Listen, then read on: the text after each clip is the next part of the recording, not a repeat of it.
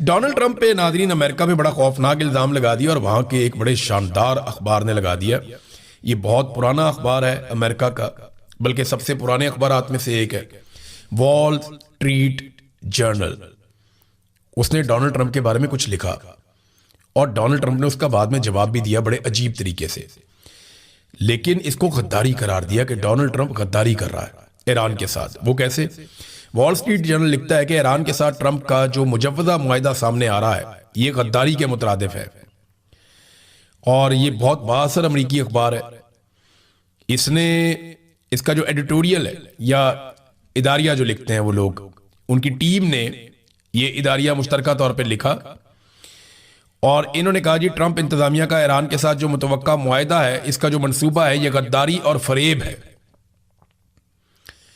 اس team کا جو اداراتی team ہے اخبار کی، اس کا یہ ماننا ہے کہ اس بات کا خطرہ موجود ہے کہ واشنگٹن ایک مکمل جوہری معاہدے پر دستخط ہونے سے پہلے ہی تہران پر سے دباؤ کم کر دے گا.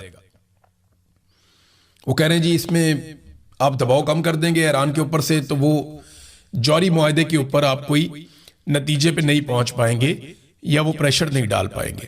دوسرا وہ یہ کہتے ہیں کہ اگر آپ ناکہ بندی ختم کرتے ہیں اور ایران کو مالی سہولتیں جیسے اس کے اثاثے بحال کرنا یہ چیزیں کرتے ہیں تو پھر آپ ایران کے اوپر دباؤ نہیں ڈال پائیں گے.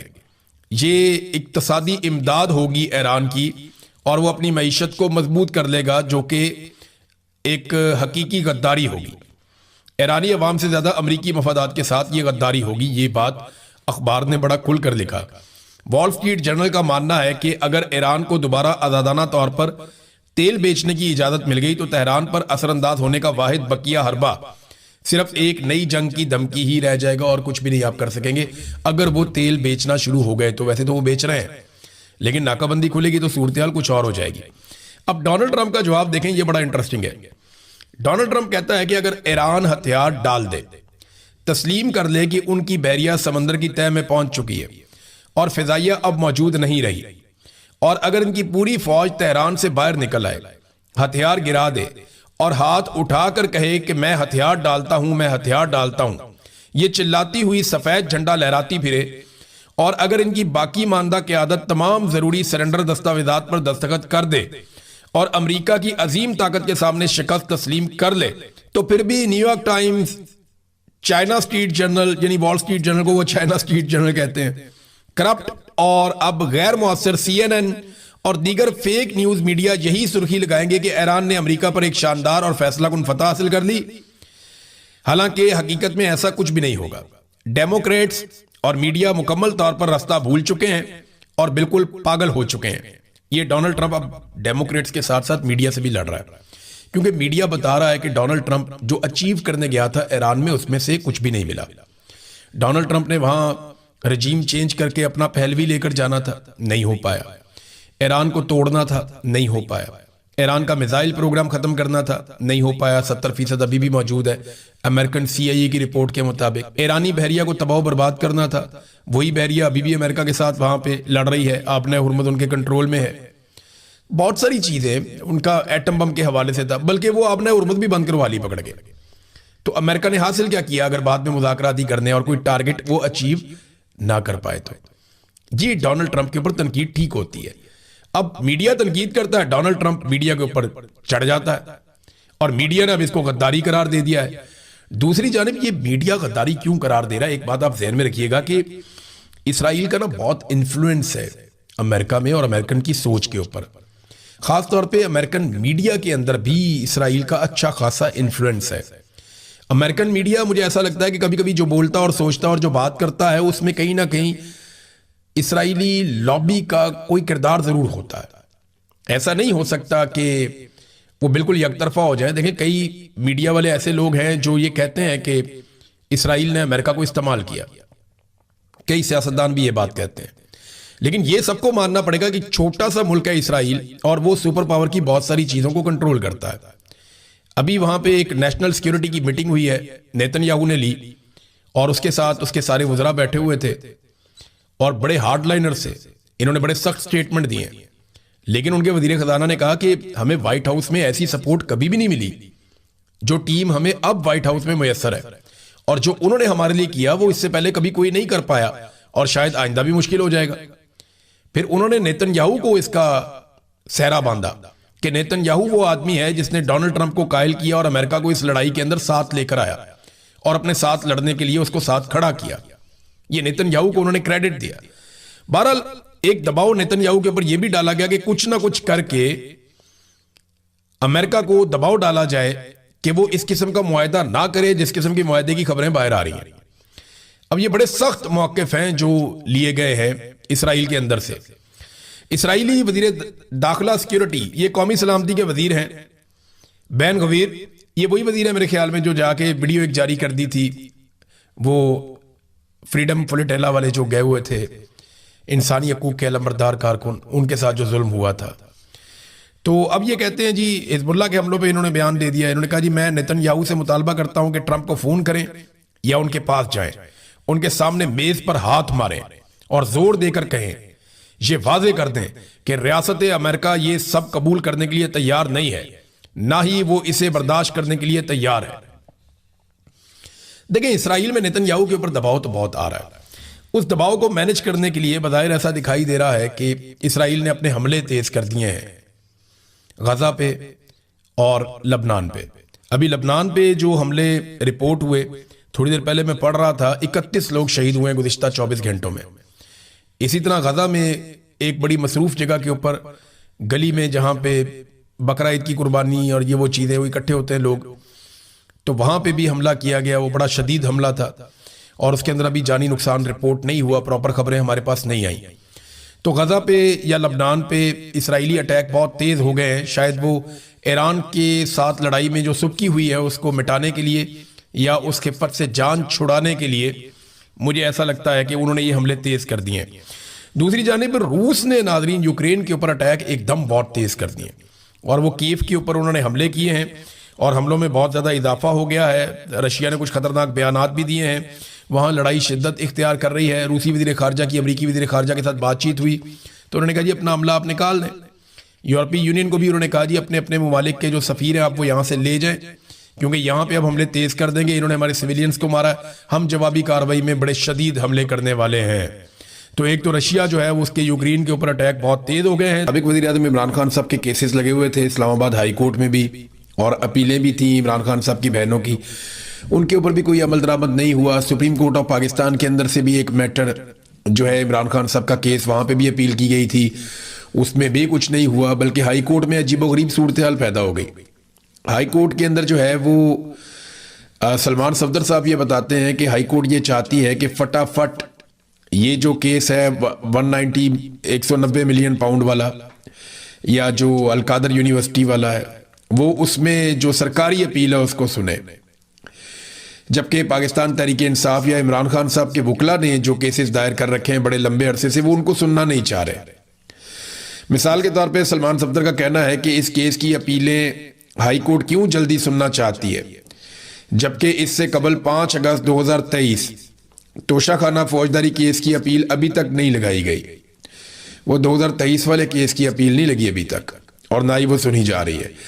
پھر 31 جنوری 2024 کے توشہ خانہ 1 کیس کی اپیل بھی نہیں لگائی جا رہی، نہ وہ سنی جا رہی ہے۔ یہ القادر یونیورسٹی والا کیس تو 17 جنوری 2025 کا ہے، تو عدالت اس اپیل کو ہی پہلے کیوں سننا چاہتی ہے؟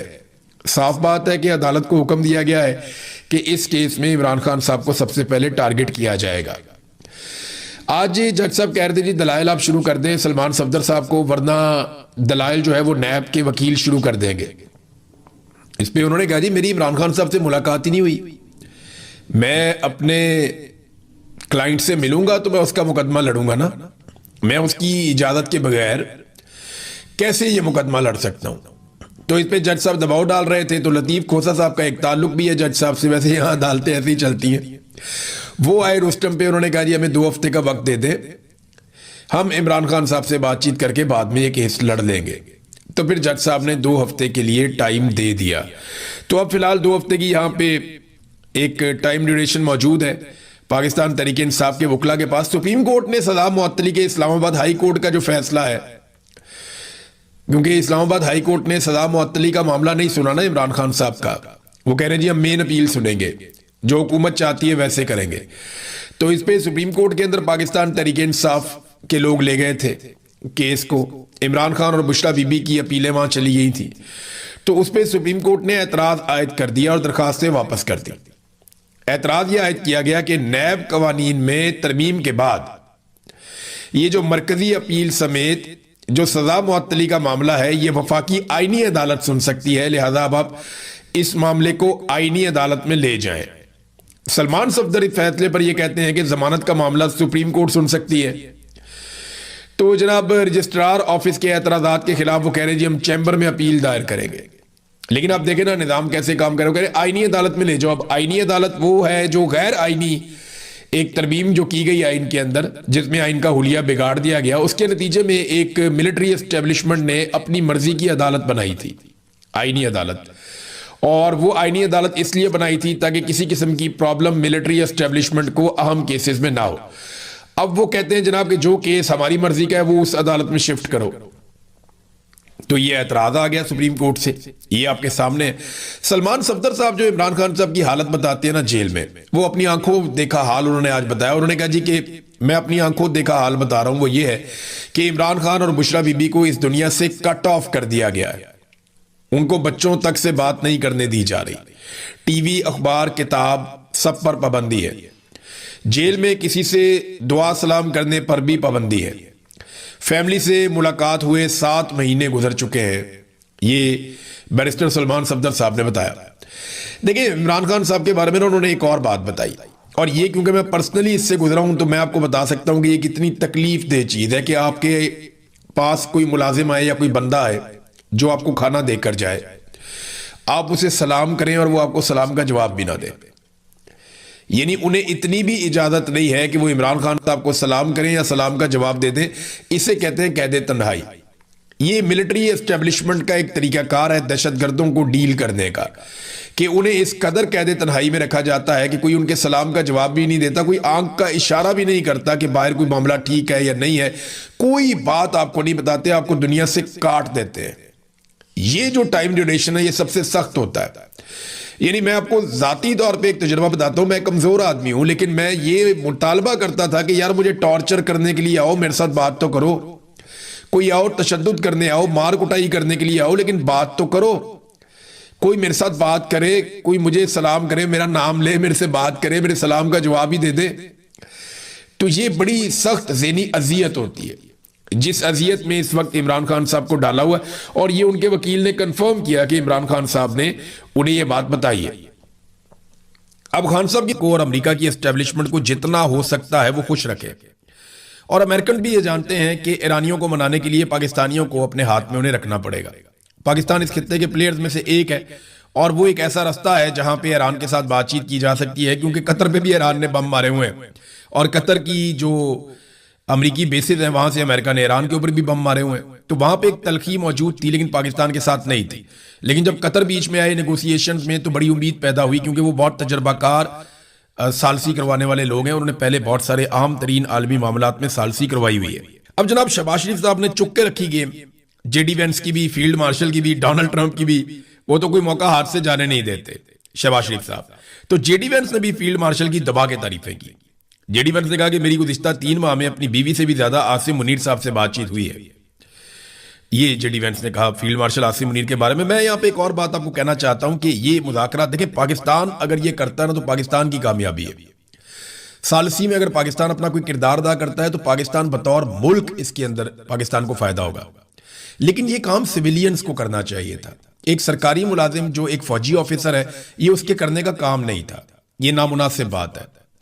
ان کی ڈیوٹی کچھ اور ہے. انہوں نے جا کے انڈیا سے اپنا پانی چھڑوانا ہے، انہوں نے کشمیر کو آزاد کروانا ہے، انہوں نے دہشت گردی کو ختم کرنا ہے. وہ ان کے ٹارگٹس ہیں جو یہ پورے نہیں کر پا رہے. تو یہ ثالثی اور یہ چیزیں یہ سویلین کو جو عوامی لیڈرز ہیں ان کے کرنے والا کام ہے. لیکن پاکستان میں عوامی لیڈرز کو پنپنے نہیں دیا گیا. جب بھی کوئی بڑا عوامی لیڈر بنتا ہے یا تو اس کو گولی مار دی جاتی ہے یا جیل میں ڈال دیا جاتا ہے یا اسے نیوٹرلائز کر دیا جاتا ہے. ایک آدھ دفعہ تو ایسا ہوا کہ ملک ہی توڑ دیا گیا اس چکر میں کہ ہم سے بڑا عوامی لیڈر کہاں سے آ گیا. تو ملٹری اسٹیبلشمنٹ ہمیشہ سے چیزوں کو اپنے کنٹرول میں رکھنے کی خواہش اپنے اندر رکھتی ہے اور وہ یہی کام کرتے ہیں ہمیشہ سے. دیکھیں نا، جن ملکوں نے جنگ لڑی، چاہے وہ ایران ہے چاہے امریکہ ہے، آپ لاجیکلی سوچیں اس کو. میں یہ نہیں کہہ رہا کہ کوئی باعث ہو کے بات کریں, میں آپ کو صاف بات کہہ رہا ہوں کہ اپنے دماغ سے سوچیں آپ کہ امریکہ نے یہ جنگ لڑی, اس کے فوجیوں نے یہ جنگ لڑی, ایران نے یہ جنگ لڑی, اس کے فوجیوں نے یہ جنگ لڑی, قطر کے اوپر بم گرے, قطر نے واپس وہاں سے مارے بھی, انہوں نے اپنے انٹرسیپٹر بھی چلائے, لیکن ان تمام ملکوں میں سے کسی کا بھی آرمی چیف نہیں آیا. اور پاکستان ایک ثالث ہے, پاکستان اس جنگ کا حصہ نہیں بنا, لیکن پاکستان کا آرمی چیف ثالثی کے لیے گیا. یہ کام سویلینز کے کرنے کا ہے. جب سویلینز یہ کام کریں گے تو پاکستان کی زیادہ عزت ہوگی. فوج کو اپنا کام کرنا چاہیے. کوئی ملک اپنے آرمی چیف کو نہیں لے کر آتا, انہیں پتہ ہے ان کا کردار کیا ہے, ان کی ڈیوٹی کیا ہے, انہیں کس بات کی تنخواہ دی جاتی ہے. وہ ان سے وہی کام کرواتے ہیں جس کے لیے انہیں تنخواہ دیتے ہیں, اضافی کام ان کو نہیں دیتے, ان پہ بوجھ نہیں ڈالتے. لیکن یہاں پہ جو ہے وہ خود سے یہ بوجھ اٹھایا گیا, اور خواہش ہے کہ ہر جگہ پہ ہمارا نام ہونا چاہیے. تو اس سے پاکستان کو کیا فائدہ ہو رہا ہے؟ دنیا یہ جانتی ہے کہ جب آپ ڈکٹیٹر کے ساتھ ڈیل کر رہے ہوتے ہیں تو آپ صرف اس کو یہ سہولت دیں کہ آپ اس کے خلاف نہ جائیں اور آپ اس کے رجیم کو تسلیم رکھیں, تو وہ آپ کے لیے کچھ بھی کرے گا. لیکن اگر اس کی جگہ ایک سیاستدان ہوگا تو وہ اپنے ملک کے لیے فائدہ بھی مانگے گا, سرمایہ کاری بھی مانگے گا, وہ اپنے ملک کی مفاد کی بات بھی کرے گا. ڈکٹیٹر ہمیشہ اپنے ذاتی مفاد کی بات کرے گا, کیونکہ وہ غیر قانونی طور سے آ کر بیٹھا ہوتا ہے اور اس کے اوپر کوئی اخلاقی جواز نہیں ہوتا, اس کے بیٹھنے کا اخلاقی قانونی آئینی جواز نہیں ہوتا. لہذا وہ سارا کچھ کرنے کے لیے تیار ہو جاتا ہے جو اس کو مالکان کہتے ہیں. سیاستدان ایسا نہیں ہوتا, اس میں اتنی فلیکسیبلٹی نہیں ہوتی, وہ اچھی ڈیل کر سکتا ہے اس لیے کہ وہ لیجیٹیمیٹ ہوتا ہے.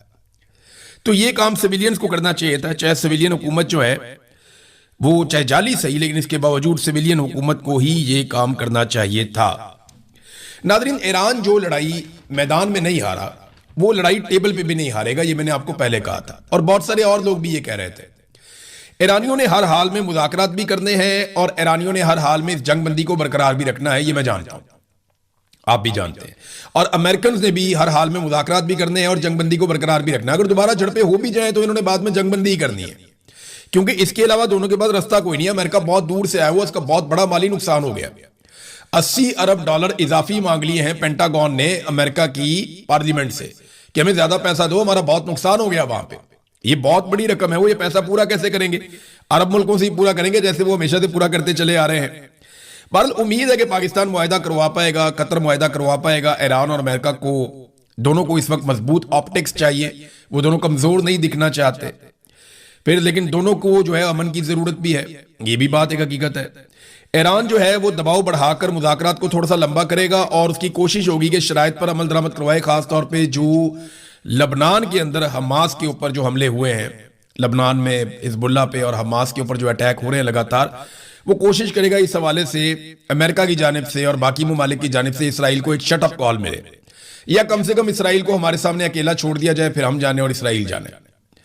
تو ایران اس نہج پہ لے جانے کی کوشش کرے گا, لیکن ڈونلڈ ٹرمپ نے دوبارہ سے تھوڑی اسرائیل کی سائیڈ لی ہے اور دبا کر لی ہے. ناظرین, پاکستان نے اور قطر نے کچھ رپورٹس کے مطابق, اور یہ عالمی میڈیا میں چھپی ہیں, ان رپورٹس کے مطابق پاکستان نے اور قطر نے ڈونلڈ ٹرمپ سے آف دی ریکارڈ ایک گزارش کی ہے, دونوں ممالک نے, کہ آپ تھوڑی نرمی اختیار کریں اپنے انٹرویوز کے اندر یا اپنے بیانات کے اندر, کیونکہ ابھی مذاکرات چل رہے ہیں. یہاں پہ آپ سٹیٹمنٹ دے دیتے ہیں کہ میں اس کو تباہ و برباد کر دوں گا, میں اس کو بہت زیادہ ماروں گا اگر اس نے یہ نہ کیا, اگر اس نے وہ نہ کیا, اگر وہ آبنائے ہرمز نہیں کھولے گا تو مجھے کھلوانی آتی ہے, یہاں سے جو ٹیکس لوں گا وہ امریکہ کا ہوگا, وہ ایران کا نہیں ہوگا. جب آپ یہ سٹیٹمنٹ دیتے ہیں اور جو چیزیں لکھی ہوئی ہیں ان سے کنٹراڈکٹ کرتے ہیں آپ کے سٹیٹمنٹ, ان کے متضاد ہوتے ہیں, تو پھر معاملات کے اندر کٹائی پیدا ہوتی ہے. تو پاکستان نے اور قطر نے بالکل جائز ایک مطالبہ کیا ہے ڈونلڈ ٹرمپ سے کہ جناب آپ ایسا نہ کریں. اب آ جائیں ناظرین, پاکستان کے اندر 2-3 خبریں ہیں بڑی امپورٹنٹ. نمبر 1 تو یہ کہ جو عوامی جوائنٹ ایکشن کمیٹی ہے انہوں نے کچھ فیصلے کیے ہیں, وہ میں آپ کے سامنے رکھ دیتا ہوں. انہوں نے ایک اعلامیہ جاری کیا ہے, ان کی ایک میٹنگ ہوئی جوائنٹ عوامی ایکشن کمیٹی کی 21 جون 2026 کو, کل کے دن.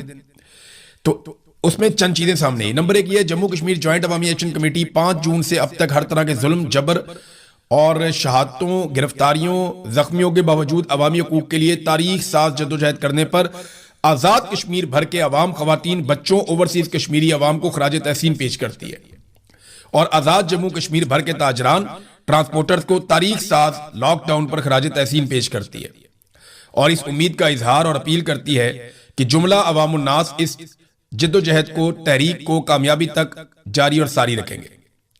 نمبر 2, انہوں نے موجودہ صورتحال پر पुरअमन हल निकालने के लिए किरदार अदा करने वाले जुमला वफूद बशमूल आज़ाद जम्मू कश्मीर बार कौंसल, ज़िलई बार एसोसिएशन, उलमा इकराम, सहाफ़ी हजरात, सियासी और समाजी कारकुनान, अमन जिरगा, कारोबारी शख्सियात समेत जितनी एसोसिएशन हैं और बाकी तमाम लोगों को उन्होंने मुस्बत अदा करने पर शुक्रिया अदा किया, मुस्बत किरदार जो अदा कर रहे हैं, और वो चाहते हैं कि मसला बातचीत के जरिए से हल हो।